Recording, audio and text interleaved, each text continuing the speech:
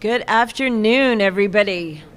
We are here at FDIC, and I am Lori Moore-Merrell. I'm the U.S. Fire Administrator, and I'm thrilled to be here with three of my friends, first of all, but three leaders, three women leaders in the fire service, but three leaders in the fire service. So leadership of our Women in Fire organization, and that I'm so honored to be even sitting in the same room with these three women. And so thank you guys for allowing me to come here and have this conversation with you this afternoon.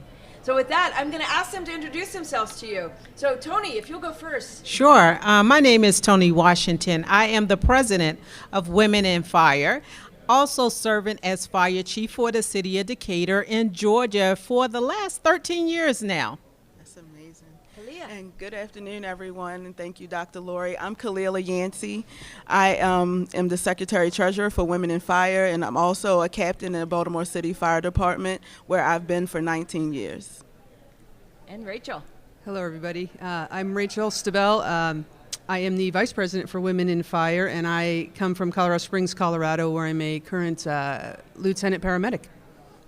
Excellent. Well, thank you all again for letting me be here with you, sit here, have a conversation. That's what we want to do. You all know that I've only been in this seat just about a year and a half as the fire administrator. And so when I came in, what I wanted to do, one of my primary missions, is to make sure that we could come together as the fire service to have some change. And so I talked this morning about reading the legislation that enabled the USFA, our fire administration, and in there realized that the fire administration was supposed to be having a summit every year, and that summit should have included all of our fire organizations, and yet we'd never had one. And so last year in October, I wanted to call this all call of the fire organizations. And so I did that, and I started with really just the 9 largest, because that's the group we call the 9 sisters, if you're not familiar with that term. And those are the larger organizations. We refer to them as the major organizations. But that's really not true anymore, because when I just called them to the table, I got a call, or a text maybe, Rachel, I'm not sure. I think maybe both. Probably. And what did you say? I said, hey, what about us? What about us? What about us? And that was so true, because Rachel called me right away and said, hey, Women in Fire, can we have a seat at the table? And it was giving me this wake-up call that, you know what, if we're going to hold a summit, let's hold the summit for everybody. And so that's what we did. So I want to thank you for that, for calling and saying and being bold enough to call and say, hey, what about us? Thank you for answering the text and the phone call. Exactly. So let me ask you then, Rachel. You said, what about us? And I said, yes, you need a seat at the table. Mm-hmm.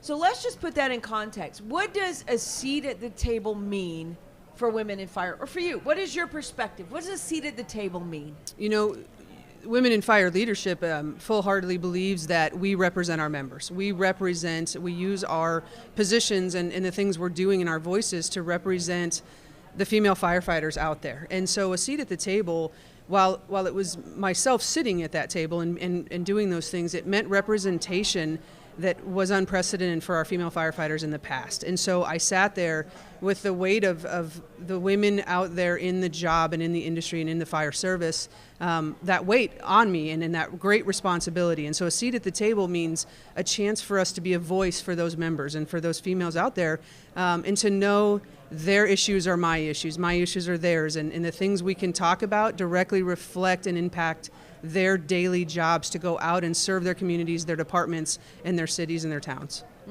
I love that. I love that. So you really feel you're their representative. You're their voice in the room. No different than you do for the rest of us. I mean, it's that same servant leadership. I think that I know for a fact that there's been people in my career that I know have listened and carried on my message, and I know how important that is. And I think that is the mission of who we are as Women in Fire, is to represent well the people that don't even if they don't know we exist. We want to make sure we're doing what we can for them to make this fire service better. I love it. I love it. Kalila, what does that mean to you? What does the seat at the table mean? One of the things that we always say about the seat at the table, if you don't have a seat, you're on the menu, right? That's right. So now that we have that seat, we're able to add to the menu because we think differently. Women, we think differently, so it's always important for us to be there instead of the group thinking that the fire service is used to. It's better for us to be there to take things to another level because we have a whole different mindset of how we do things and think about things. So I think that's one of the things, besides all the things that Rachel said, us being there and be able to get them out of that group think. And then for me personally, it was amazing to know that you gave us that invitation and then you broke barriers by having women in fire there. And then also as a woman of color, it was just two of us in the room. So to me, it meant everything just to have that opportunity to be able to speak for women and for people that look like me. I love that. I love that. And thank you for being bold enough to bring that up, because these are the conversations that we want to have, and we have to have the courage and the transparency to have them. Yes. And so I really appreciate that, because you're right, the diversity of opinion. And you know, today I talk about a lot about generational differences, and that's one of the things that come up every time, is that diversity, and what we call diversity, is not what the next generation is called diversity. We talk about race, ethnicity, right, and color, right? We don't see that in the upcoming generations. It's diversity of thought. Right. And you just said that. We think differently. And I love that concept. So you're spot on. Thanks. Tony, what do you Yes. think? So, Dr. Lori, I wasn't there, but I felt like I was there. The energy that I got from Rachel and Kalila was just amazing. You know, just for us to have a voice, like Rachel said, was amazing. For us to have a seat at the table and not necessarily be on the menu, like Kalila said, Exactly. is awesome. And the things that they brought back, it just really empowered us even more as women to move forward with our vision and the goals that we see for all the women in the fire service, whether it's members of our organization or just women as a whole, because we constantly remind people that we serve more than just our members. Our goal is to make it better for all women. Oh, I love that. I love that. And that gets back to that, what came out of the summit, and I talked some about that this morning, this national strategy where we really identified, as the whole of the fire service, all of those voices identified some unique issues, challenges for the fire service as a whole, challenges for firefighters as well. So listen, if you guys don't mind, I want to just get your opinion about some of these things. So the first one that we talked about was wildfire. Have any of you experienced, or I know I'm going to look over here again at Rachel, I know you have experienced wildfire. You come from Colorado Springs, Waldo Canyon, first of all, but others I'm sure. So the threat of wildfire, how significant is that, and why must we address this as the whole of the fire service? You know, I think because it's there. It's a response for us. If we're going out the door to these things, it matters. And if we're going out the door, we need to be prepared, and we need to be ready to take on whatever fight awaits us at the end. And as someone who, you know, spent quite a bit of time at our wildland station in Colorado Springs, and I'm very familiar with the WUI and its impact. And I know exactly Waldo Canyon. I showing up in bunkers and getting in wildland, and the things on fire weren't grass. And with the challenges that presents us, and with everything we know today, the WUI is as important to us as any structural firefighting techniques, and the PPE is important, and the cleaning is important, and recognizing that our fire service has evolved past categories now. We're to that gray area where things are mixed in, and so it made me happy to know that when we talked through these things that you as a fire administrator were listening, and you cared what we had to say, and this was something that absolutely someone from Colorado is near and dear to my heart, because it's what we do. And you know, we're ready every day with bunkers, wildland gear, and everything in between, and to make that a priority for our firefighters is huge, because we still need to be safe, we still need to have the proper equipment, and we need to decon appropriately from those things, and we need to keep our citizens and our communities safe. And so making that a forefront topic is fantastic. And even in our town, we've taken that lesson a few years ago, a little bit earlier than most, and I've seen that over my career. I've seen us go from understanding that things aren't just grass and they're not just houses, and there's a mix in between, you know, and how to prepare for that so that our city feels comfortable at night when they go to sleep, to know that if we have to go out the door, we're going to do the best we can to do the best for our community. And so having that at a national level means a lot. It's a very important conversation, and thank you for bringing it up to the national level. Yeah, what Yeah, and Dr. Lori, just to piggyback on what Rachel was saying, and then something that you said, during your speech this morning, we're seeing wildland fires more often in more places. It's not just in rural areas. When I started out in the fire service a long, long time ago, I won't date myself, but you didn't. It was just those fires were concentrated in certain areas. Now we're seeing them more often, more places. So it's important that we all understand. Agreed. Anything to add with that, Cleve? Just coming from a urban fire department where we do get a lot of structural fires, wildland is not something that's in my purview, but being at the summit, I learned a lot about wildland interface that we as firefighters are going to have to learn no matter where you live, what geographical area you work for. You need to learn because it's coming, and so we need to be prepared and be educated on it. And so that was one of the things I definitely took away from the summit, and I appreciate it. Oh my goodness, Yeah. I love you saying that, because the summit was to be a learning opportunity. As much as you were giving, I hope you were getting, and you just confirmed that. So I appreciate that. The next thing we talked about at the summit had to do with recruitment, firefighter recruitment. So you're chief, Tony, so I'm going to start with you. How difficult is it for you to recruit? And you can talk about retention too, as much as you wish. But recruitment right now is a challenge across our nation. What are you seeing? Yes, it's definitely a challenge. And the reality is we're going to have to change the way we do business. We have to be a more attractive fire service. And yes, we have our traditions, we have those things that we're comfortable with, but we as leaders, we're going to have to change. Or else we're going to find ourselves with no firefighters, So, I think that's big. And when we talk about recruitment, retention is just important, because once we get people in the door, we got to keep them. So there has to be some intentional actions around what we're doing as leaders to ensure that we're getting the people in the door and making sure that they want to stay and promote up. Because that's a challenge that we also face, is when they get there, I just want to be that good firefighter. Well, we don't need a lot of just good firefighters. We need leaders. We need the people that are looking to move up, make our service better, and continue on and leave that legacy. Oh, I love that. That's excellent. That's excellent. So what are you guys seeing? What is happening in your departments? What are you witnessing from others? What do we need to focus on? What do we got to change? We have to adapt to the generational differences. Like, that's a major thing. And you go around speaking on that, but I think more people need to hear that message, because this generation is not the same generation. You can't talk to them the same. I call it the microwave generation. They want everything now, and they want to know why. Where we came in the fire department, you didn't ask questions. You did what you were told. In my department, chiefs didn't even speak to you. If you weren't an officer, you couldn't talk to the chief. And so the generation now, they don't understand that was the culture of the fire service.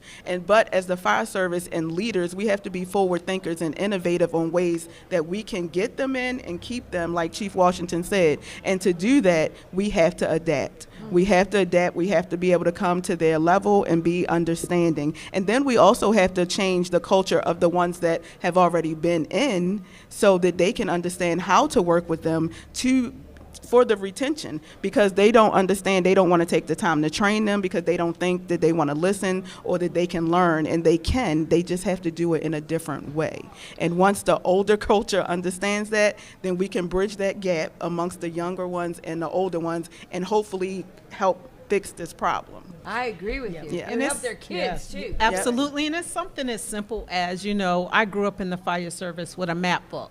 Me too. You give the newer worker a map book, they are not having it. No. So it's just simple changes that we have to adapt to. And yes, it was once the great thing, but it's not the most efficient thing now.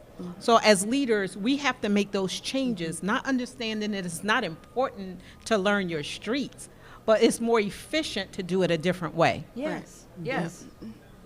And there are things, though, Rachel, that I can't look up in the moment, like the stream where I'm going, right? So we have to retain some knowledge.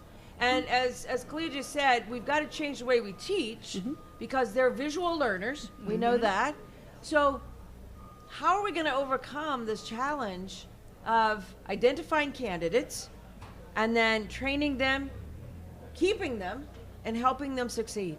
You know, I think if you don't understand that the fires are changing and the way things are burning are changing, the data is changing, the science is telling us things are not the way they used to be. If you don't know that, your head's in the dirt. There's no other way to say it. And so anyone that recognizes that recognizes we're faced with bigger, more life-threatening challenges at fire scenes, at emergency medical scenes, and at things we go to today. And any leader worth their weight is going to recognize that I need an efficient, cohesive team.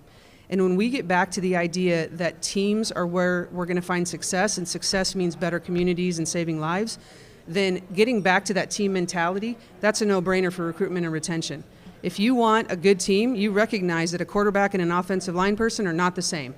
But do they both work effectively for a team? Absolutely. And so when you think about teams in a way of diversity of thought, diversity of size, diversity of experience, and you can find a way to focus on that team once that bell goes off as cohesive and ready to fulfill that mission, a mission-driven team for the uniform they are wearing.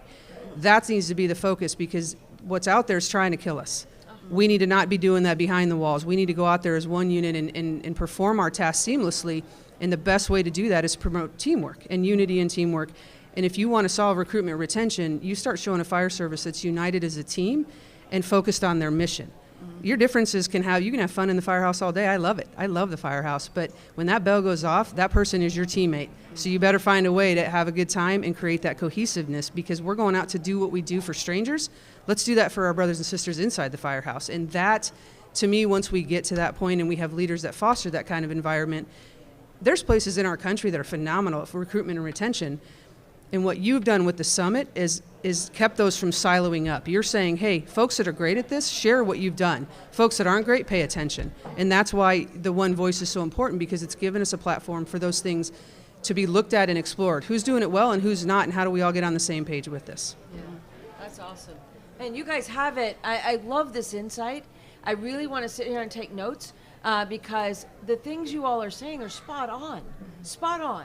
And so this is going to have to go forward in those work groups. Leah, you're on one. Yep, I'm on recruitment and retention. There you go. So make sure these insights are incredible. Yeah. So let's go to cancer. That's another strategy. We all know, I'm sure if I say, okay, which ones of you know somebody, you've lost somebody to cancer, we all are going to say, yes, somebody close, yes. So this is a scourge on the fire service. What are we going to do? We have a lot in play. The NFR, the National Firefighter Registry, just went live. It's going to be critical for us to continue to research. We need healthy firefighters, because we can't just look at those who got cancer. We need healthy firefighters. What are you guys? Please give me your thoughts on cancer. What are we doing right? What are we missing here? Anything else that you would like to share? You made a key statement when you said more research. And so Women in Fire has tried to do that with some of our grants, working with NDRI and Dr. Sari Jenke. We are working on researching and doing pamphlets that we can give to firefighters so that they can give to their doctors to let them know about things that are coming up, the signs and symptoms to look for, so that we can try to help be a preventer, you know, to do the things that we can for ourselves to prevent our coworkers from receiving cancer. Oh, and we need to continue to collect that data. I think it's important. I think it's important to bring awareness about the topic of cancer and the things that you can do for preventive measures, as well as the things to look for. So if something should happen, that we catch it in those early stages, and to do that research to say, okay, these are the things that we need to change to make sure we don't get here. And so that research, that data collection is very, very important. And I think that we need to continue to explore different avenues in which we get this information so we can put more preventive measures in place to reduce our risks. And listen, accountability is big in the fire service. 2 in, 2 out. We have accountability in a lot of things. And to me, the cancer talk and this discussion cannot be had without 2 forms of accountability. And it's one, the firefighter being accountable to themselves. We know now. right? So take accountability for your own health. Put yourself in the best position possible to be as healthy as you can. Know what your risks are. Know what the risks in the firehouse are for you. Understand the things. Understand that dirty gear is cancer, right? Don't have accountability to yourself and to your family. And the second fold of that is, and the personal accountability, the industry's working on it. We're working through NFIRS apps, and we're working with multiple groups to try to help our firefighters track their exposures themselves. Don't wait for someone else to do it for you. Don't wait till that day comes and that phone call comes to track that. Start tracking it now and stay ahead of it. So be accountable to your own health. But the second side of that is industry leaders and the chiefs groups at the highest level are accountable to those in their charge. We know better, do better. Don't tell me I can't afford it. I get it. I understand that money is a big deal, but these firefighters are a big deal. Every single person in this building has lost someone near and dear to them from cancer, and we're tired of it. And everyone's tired of it. Chiefs are tired of it. People are tired of it. But my thing is then, Chief Fitz out of Orange County was a great example. He made some courageous decisions to get his crews in the right gear at the right time and made some policies that aren't necessarily popular. If they're going to save lives, I don't care. I'll take the unpopular vote all day long. And so the accountability has to also be not only on the firefighter themselves, but on the industry and on the leadership to say, I don't want to pay for funerals. I want to pay for gear. I want to pay for the right gear. I want to pay for the right cleanliness. I want to pay for stations that will keep my firefighters healthy, because any leader worth their salt, again, would say they are the most valuable tool on that rig. If we're cleaning axes and Halligans, better be cleaning our firefighters. No different. I think it's also important that as we gather this information, that we're sharing it with these manufacturers, because it does us no good to have the information, but they're not developing the equipment to protect us. So I think it's very important that we start sharing information so they can make gear or PPE to protect us from cancer and other things. Absolutely. And your platform is another great example of putting all this out there at a national level to get the attention for multiple people to look at. Yeah. It's a huge platform. Wow. The insights that you guys are bringing, I mean, the passion. Thank you. Because that's the kind of stuff that has to become contagious, right, across the fire service. We all have to be angry enough to say enough. And don't walk around with soot on you. Wash your gear. Wash your helmet, for crying out loud. Change out your gloves, right? These things that science has told us matter. So thank you. Around the world. Let's take on something else here. So the next strategy in our national strategy has to do with behavior health category. And so we talk a lot, and we've really, over the last 10 years, frankly, have done a lot to reduce the stigma, right? I really do think we've made progress. We talk a lot about PTSD. We've got a large percentage of the fire service who have been diagnosed with symptoms of. We unfortunately have the same suicide rate as our military and our law enforcement. And so what you guys hear me say is we've got to talk about the pre, not just the post. How are we going to stop this? And Clea, again, with our generations coming in, I feel like they're much more vulnerable even than we were, because growing up, we were allowed to, play outside, fall down, get dirty, all of those things that help you grow and build resilience in yourself individually. I'm not sure that as a generation they have the same level of mental resilience. So talk to me, guys, about what are we facing? What can we do? What are your feelings in this space? Yes. So we had a meeting earlier today, and we touched on this very topic. And when you have a new recruit coming in, it's critical. These kind of things we need to start very early on and teach in Recruit Academy. And it's not just about the PTSD, it's about the mental health and preparing yourself. When you take someone that's never seen a trauma scene, and then now all of a sudden you throw them in and they don't even know how to digest and move forward with that scene. And for so long, firefighters have tried to be macho, like, this doesn't bother me. But I mean, if you're a real person, things like that bother you, but we didn't talk about it. So mental health is very important, and I think that we have to start at the Recruit Academy when they are first coming in, so they understand it's okay. We need you to talk to us. Let us provide that help and that support and those resources that you need to move past it and move on. And don't internalize everything and just keep it to yourself and feel like you have to keep your shoulders up and not be that real person. So I think the near and dear to my heart, obviously, is this topic. And so I think the more I think about it, and I think about it a lot, and per our discussion this morning, is we talk about resiliency, but do we ever say to what, right? And so we tell the recruits, we teach them how many times to throw a ladder, drag a hose, understand what the smoke looks like, read these buildings. Very few times, I won't say ever say never, but we say, how do we build resiliency? But we need to be honest about what we're building resiliency for. And when we talk to these young recruits, we need to have the courage to say, you're going to go do things that your brain cannot comprehend. You are not wired to understand how to comprehend this. Therefore, when you come back to the firehouse, you might experience some things. What we want you to do is understand that's normal, and these are the things we want you to look out for, right? We tell people how to read a building, read smoke, read a scene, know what's safe. We go, no-go all day long on fires and understand what we will tolerate to go in there and save lives. And it's no different with mental health. We need to say, this is what's going to happen. These are the signs you need to look for. If emotional trauma and if the things these cats are going to see could be read like smoke, this wouldn't be a discussion right now. But we say, let's be resilient, but we don't talk about to what. And I think that's what we need to do in the early stages of the career. Say, this career is going to test you, and it's a heroic, fantastic career. It's the best thing you're ever going to do. But you're going to be seeing and doing some things you never thought you would. Here's how we're going to help you through that process. And that's how we build resiliency. Here are the tools you need to recover. No different than, hey, you had this fire, go wash your gear. Hey, you had this traumatic scene. These are some things, if you want them, they're here for you.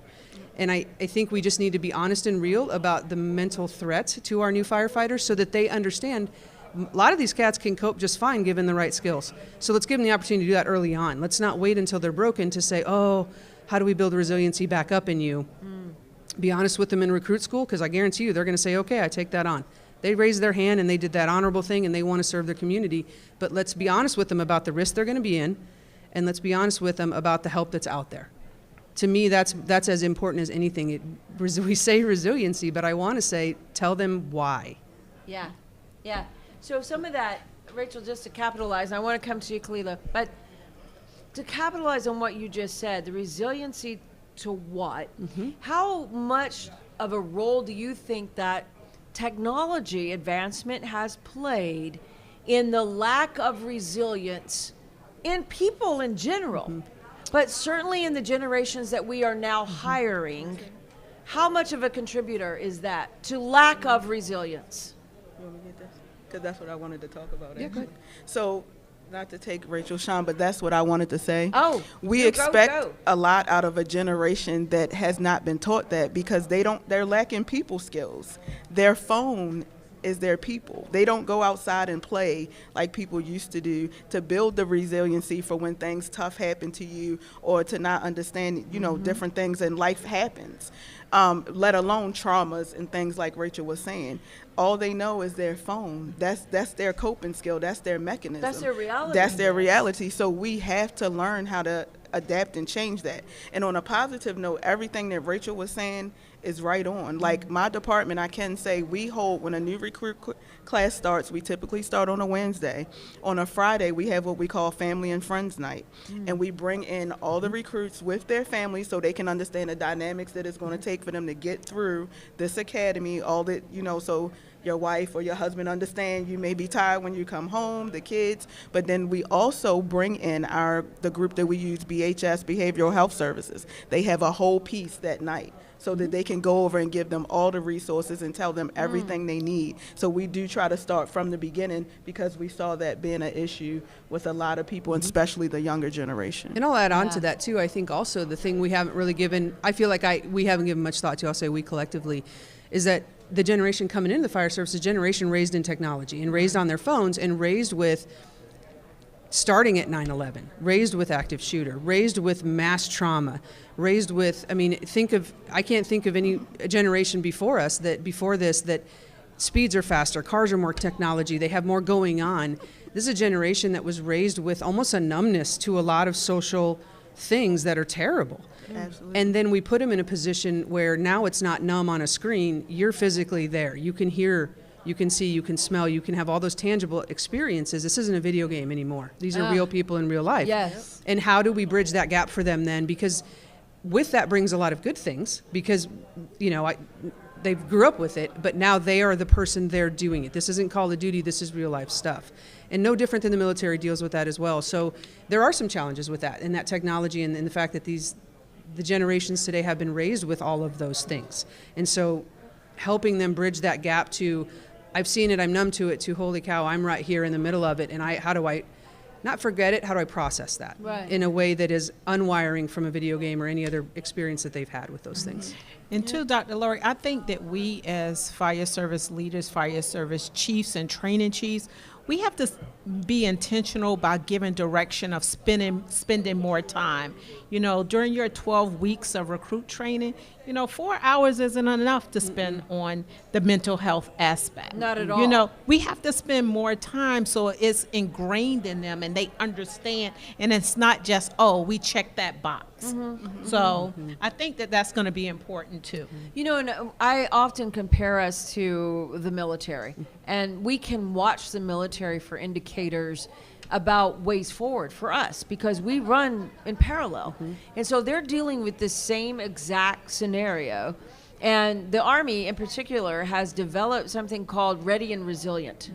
And so they have a whole program, and it looks at, you know, health and fitness, and it looks at family, and it looks at your spirituality or your faith, and shoring up these things. And I know that the IFF has taken that on and converted it to the fire service. And so for me, one of the takeaways that I remember from that sort of training, as I call them the 3 F's, right? Family, friends, and faith. For me, and that if we can shore that up in our lives, then we have that infrastructure for ourselves, right? We have a place. And I know music is a go-to for a lot of people, right? Music is a go-to, a quiet meditation is a go-to, but these things require discipline, all of those things, right? So not to let yourself be by yourself in this space. So shoring up your own behavioral health infrastructure, I guess that's how I'm thinking about that. Am I on something there? Yeah, Self-care. I think so. And I think that the money that is designated through some of the grants that you provide is very important, because that wellness piece is very important. You know, we talk about, you know, funding and supporting a lot of these programs that we might not have that in our budget, but the money that's provided through the Assistance to Firefighters grant, that'll allow us to develop these programs and see the impact that it has on our employees and be able to continue it. So yes, you know, I did a wellness program, and I required, it wasn't optional for my firefighters to do yoga. And they were, I love it. You know, they were resistance, but they had to do it. And the feedback that I received from that was tremendous of how it helped me. I did not know. That's amazing. And I've seen that more and more and more at our large conferences now.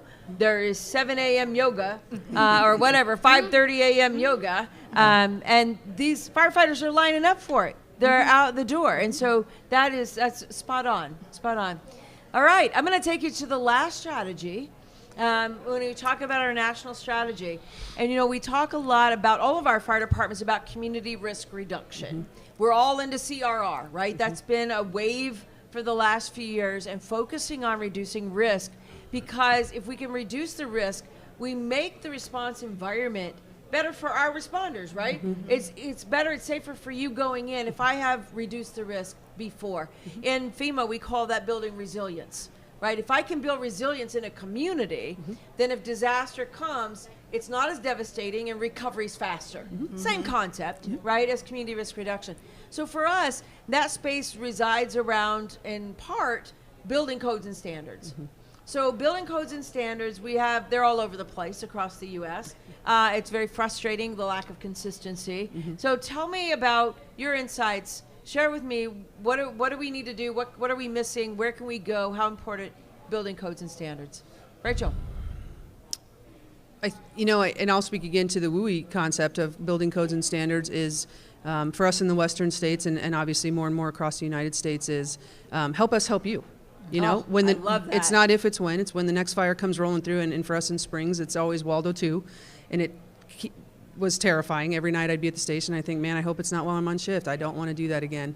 And so help us help you and help us make this as safe as we can. We know we can't save everything, but help us save the important stuff, which is the human life that's involved in these things. And depending on what's in the WUI, there's specific challenges in there. Like for us, we have a zoo. We have, the chain of fuel. The fuel chain is continuous all the way into like Manitou Springs and other agencies. And so things like risk reduction in the WUI is so important because we don't have enough people to do the work that's going to be required when this thing rolls through. And we're going to have to triage what we're going to do. And I guarantee you, a community that has reduced its risk is going to have far better outcome. And it sounds so easy to say, but it's so hard to get people to do. Oh, absolutely. And getting that end product out there of, if you help us, we can help you.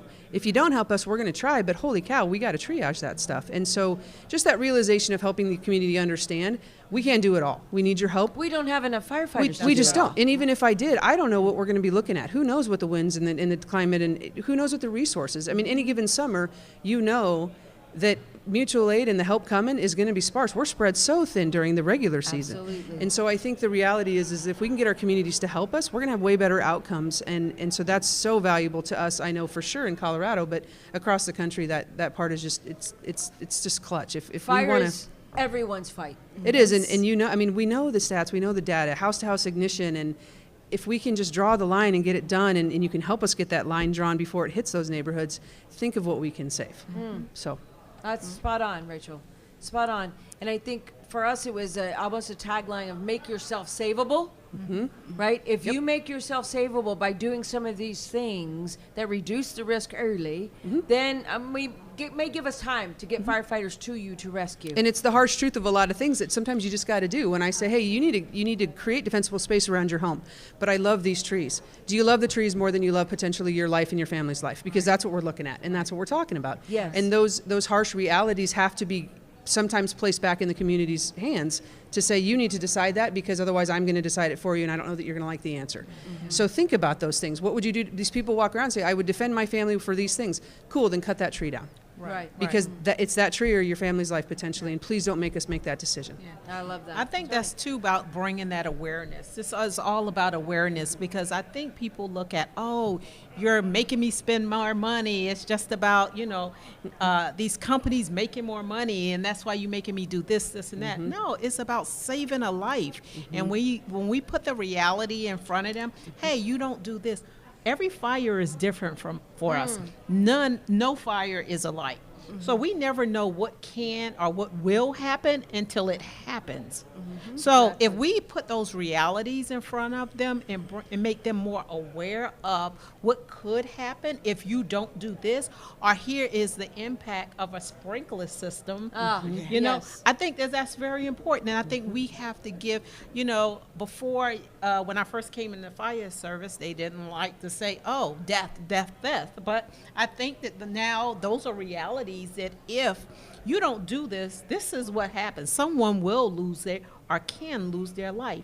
And the hundreds of dollars that you have to spend or the thousands of dollars that you have to spend is worth not losing a life. Absolutely. And the numbers already this year, we're sitting here, 3/4 way through April, and we're over 900 fire fatalities in this country already.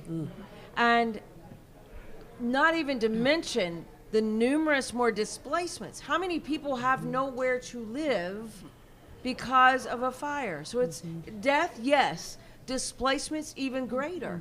And so the impact of fire in this country is monumental. And that weighs into the other subjects we talked about because there's no way firefighters forget pulling a body out of a fire. This is behavioral health. You don't forget the things you've seen. And so all of this is almost circular, isn't it? Yes, absolutely. Very interwoven. Yeah. And they all tie in, and we have to make sure that community risk reduction programs are not always the first to get cut. Because that's one of the things in the Amen. fire service, it's not the macho thing. Amen. So they always want to go and cut the budget, but that's one of your most important things because you want to make sure that you're preventing the fires. Right. So, and community risk reduction is our segue to try and do that. I love it. So let's, I'm going to ask you guys a couple of questions. We've been through the strategy, and thank you, because I have gained even more insight. You three are brilliant, by the way. You're very connected. You're mentally on it within the fire service as leaders. So thank you for those answers, first of all. But now I'm going to ask you much more global answer or question. This is one of those, what keeps you up at night? So I'm going to start with the chief because you have lots of things, I'm sure, that keep you up at night. But what's the big one? Tony, what do you worry about the most, whether it's job-related or not? Well, it is job related and it's personal. But what keeps me up at night is the thought of us not being as safe and our compromise of safety within the fire service when we start looking at different aspects of our job and the diversity of what we deal with on a daily basis. You know, we always talk about our numbers of women in the fire service and where they are. You know, we were at 3%, 11% with volunteers, which they are very, very important. But what keeps me up at night is when we look at that dwindling, you know. We have been at high percent 11, but I don't think we're at 11% now. I think that's dwindling. And when I think about the thought of us not necessarily becoming obsolete, but our numbers continually to reduce, and then at some point, I mean, we talked about recruitment and retention. We're not seeing those people that want to come into the fire service, and we have to protect our communities. And it keeps me up at night that we're having a hard time and we hadn't really figured out how to solve that and how to be more attractive. And I don't want to get to the point where we can't protect our communities. So that really keeps me up at night of that whole recruitment and retention of, you know, we have to do things. We're going to have to change things. We're going to have to change the way we do business so we are not faced with not having enough people to protect our communities. You can only do so much mandatory overtime. Yes. Right? Yeah. And again, we're back to talking about what's the impact on your exposure and your behavior health when you Right. have to mandatory them back Right. for additional Right. shifts after shift because you don't have enough people. And like you said, it goes back through that whole cycle. Then we start dealing with the mental health and all of those other things Yeah. that you talked about, those strategies. And, you know, for me as a fire chief, it's really scary, the position that we're in. You know, I know our counterparts, the police department, are really having some tragedies with personnel within their organizations. And I think we are getting very close to where they are, and that keeps me up at night because how do you stop it? Yeah. Wow. Wow, that's a big one. That's a big one. Kalila. One of the keeps you things up? that keeps me up is that the fire service, although we're ingrained in tradition, that they haven't seen that the world is evolving and it's time for change. And in many aspects. And it's like, why can't we all work together? We say this brotherhood, right? But where is the brotherhood? Where is it? Where's the inclusivity? Where is working together? Like, where is trying to make these programs like one voice coming together so that we all can work together to try to make the fire service continue to last and be a better place that we know it can be? Right. Oh, know? that's a big one. Big one. Rachel? I think keeps you up? for me it's the idea that not only is everything outside those bay doors trying to kill us on a daily basis, whether it's physically or mentally, it to tag into what Kalila just said is that we have enough out there that's trying to kill us. Why are we doing it on the inside of those bay doors? Oh. And the thought that any person in this fabulous fire service, this job we all love and adore, is not, if there's people out there that are not being seen and treated as team members, and just that age-old question of we'll risk our life for strangers and their things, but we'll treat each other poorly. And I think, and it's not everybody, it's a very small percent, but that small percent has a big impact. Yeah. And I just every time that bay door goes up, we need to be united front and a united team to go out there and fight the things that want to hurt us and want to kill us. And behind those bay doors should be the best place in the world. And it has been. For a lot of us, it has been, but far too many don't get that experience. Yes. And those are the things that if we can leave better than we found it, and we truly mean it, and we truly mean that this is the best job in the world, then we got to get there. Oh, I love it. Wow. Very profound answers. So I'm going to flip it on you now. We're going to go positive, maybe even fantasy world here. I don't know. But if you had the power, I'm giving you all power now to change anything you want to change. I know you said what keeps you up at night. Maybe that's not even your rethink it. Is that really your priority? If you could change it, would you change it, right? So put it in the context of positive. If you could change something right now, what would it be? Rachel, I'm going to start back with you. Within the fire service? Yes. I would flip the script. I would put these things that need more time and money way ahead of 100 other things. I would make sure that we spend 3 weeks every academy talking about resiliency and mental health. I would make sure that every budget included the things that allow us to be mental warriors in the game we're playing. I would give as much time to hands-on training as I would just overall being a good human, the things that prepare our firefighters. I would offer, little things, financial classes, things to set us up so that if someday we cannot do this job, we are still happy, productive members of society.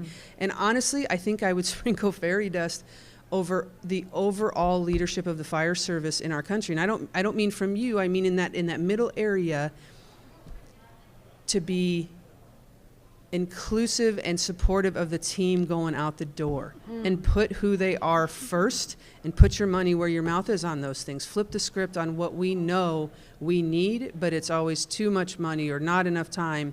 I would give it all the money and time in the world. I love it. I love it. Kalita. I would just want everyone to learn this message that we are one. We all came into the fire service with one mission and vision in mind, and it's supposed to help people, right? So if we learn to keep that at our heart at bay, lead with love, and remember that we are one, we can make this a better fire service. So that's what you would change. Tony, Yeah. what would you change? Yes, and I'm more like Kalila. I would, if I had a magic wand, we would become one. I like that message that you are spreading, because we can all have different mission, different values, but that teamwork is imperative. Yes.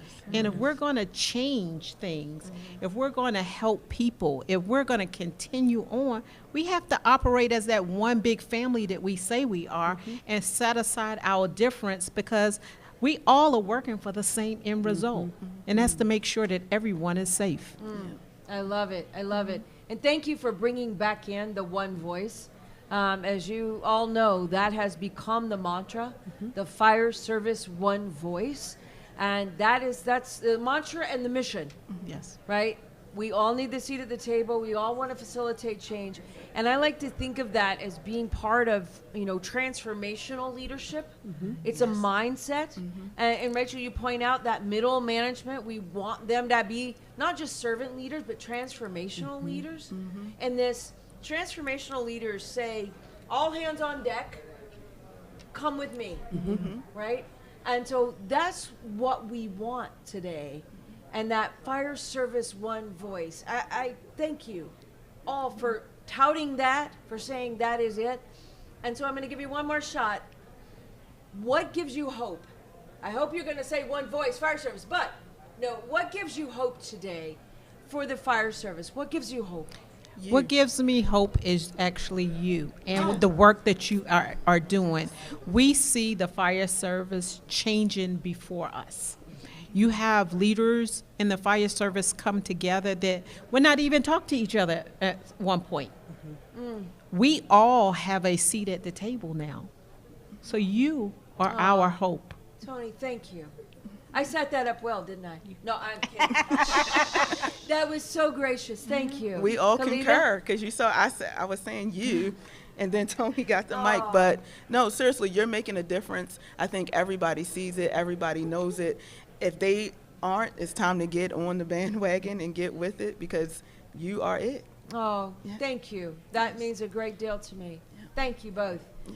Rachel, I what think gives you hope? it's almost as if this one voice mission we have going on is like your fifth star. It's almost like It's that. it's kind of like being a fifth star on the logo of I saw USFA. Superintendent Gablick's out there. Yeah, I mean, Yeah, the So- fifth star. the things that give me hope, I'll be honest, is obviously it's the same as these ladies, is you and seeing what you're doing. But I would be remiss to point out, even in a day like today, where as leadership we met with so many people, and the things that give me hope are the big ticket things. The manufacturers with the courage to stand behind the right messaging, Yes. regardless of what others say. The organizations that host these types of things that bring us together to stand behind what's important and what needs to be happening to move us forward. The courage it takes for big name players to do what is required, even though they know they're going to get some heat and they're going to get some backlash because it's right. And seeing more and more people doing the right thing and getting on with that so that we can transform.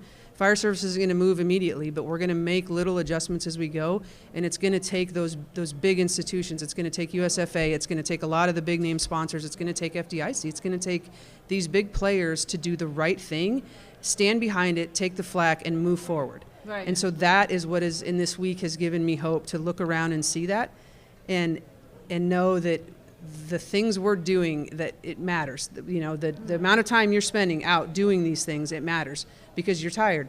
There's 100 other things that maybe Doesn't we show would. that way. We would. I know I am. And I think about that and I think, you know what though? It's going to be worth it because we can see it already. Imagine what next year holds. Yes, So that's yes. that's Yeah. Yeah. And this is the first time in my 30-year fire service career that the fire service isn't just about talk about what we need to do. We have there are intentional I love that actions word. I told you that earlier. behind what we are doing. Yeah. You know, this whole DEI movement, you're seeing it now. It's been things in the past. Just like we said, for one thing, diversity used to be a bad word in the fire service. Okay? But again, we started saying it. What were we doing about it? There are intentional actions under your leadership now that things are actually happening. And I'm glad that during my 30 years, I got to see that. Oh, thank you. Amen. Thank you. Ladies, this has been fabulous for me. This was a joy. We've been here an hour. I can't even believe it. But this has been such a joy just to have this conversation with you all. Thank you for leading because you inspire me. You make me want to be better and want to do things for you guys. Thank you because together we do move forward together. And I'm watching as people are walking by. I'm watching as those who have joined us live and who will see this in the future. I hope it inspires them too because this is what it's going to take for us to move together as one voice of the fire service. So thank you all for coming to the table.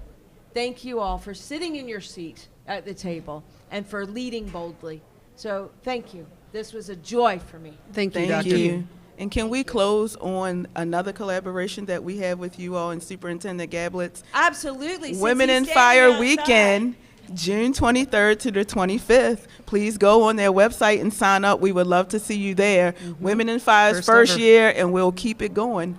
Women Thanks to in you Fire. all. We did it. We did it. Superintendent at the National Fire Academy, June 24th and 25th. Yes. Women in Fire Weekend at NFA. If you haven't registered, come and join us in Emmitsburg at the National Fire Academy at NETC campus. So, Doc, thank you for You're everything welcome. you're doing. Thank you for all the sleepless nights and the hard work you're putting in to make sure you set the example for everybody in this country on what the fire service should be. thank you. So thank you. Thank Shout you. out to my husband, just so Big. 'cause I couldn't do Shout this out. Without if I him. didn't have support. So True story. I have to give shout out. So thank you. I bet he's cozy in our hoodie right now. He is. He has his Women in Fire hoodie, and he took mine. Rachel gave me one, and yeah, Rich took it, and so she had to send him I sent you one. another one. So Yep. we now both have our Women in Fire hoodies. All So, right. Big supporter. Thanks, Rich. everybody. Thank you. Thank you. you.